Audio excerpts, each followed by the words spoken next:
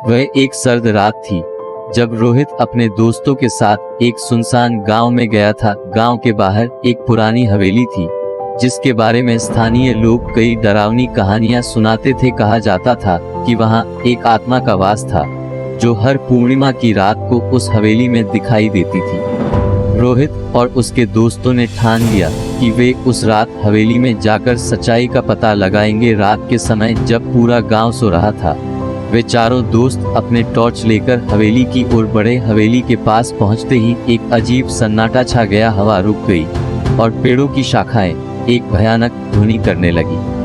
Powered by the verse.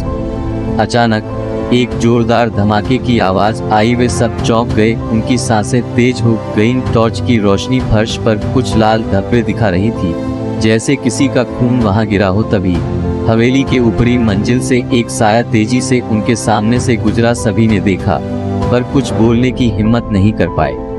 वो साया धीरे धीरे उनके पास आ रहा था। रोहित ने हिम्मत करके टॉर्च की रोशनी उस पर डाली। उसकी आंखें लाल थी और चेहरे पर भयानक घाव थे। उसकी आंखों में गुस्सा और दर्द का मिश्रण था। वो उनकी तरफ बढ़ता चला आया, जैसे उनकी आत्माओं को निगलने के लिए तैयार हो।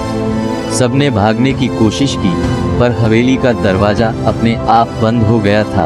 अब कोई रास्ता नहीं बचा था। तभी वो साया रोहित के पास आकर रुक गया और धीरे धीरे उसकी गर्दन के पास झुकने लगा। रोहित की धड़कनें तेज हो गई और उसे ऐसा लगा जैसे उसका दम घुट रहा हो। वह चिल्लाने की कोशिश कर रहा था, लेकिन आवाज उसके गले में अटक गई। अचानक एक जोरदार चीख गूंजी और हवेली की दीवारें हिलने लगी। सब कुछ धुंधला हो गया। अगले दिन गांव के लोग हवेली के पास पहुंचे तो वहां रोहित के दोस्तों को बेहोश पाया, लेकिन रोहित का कोई अता पता नहीं था। कहते हैं आज भी उस हवेली में रोहित की आत्मा भटकती है। लोग जब भी उस हवेली के पास से गुजरते हैं तो उन्हें रोहित की दर्दनाक चीखें सुनाई देती हैं। हवेली की कहानी अधूरी रह गई, लेकिन रोहित की कहानी ने गांव में एक नया डर पैदा कर दिया था।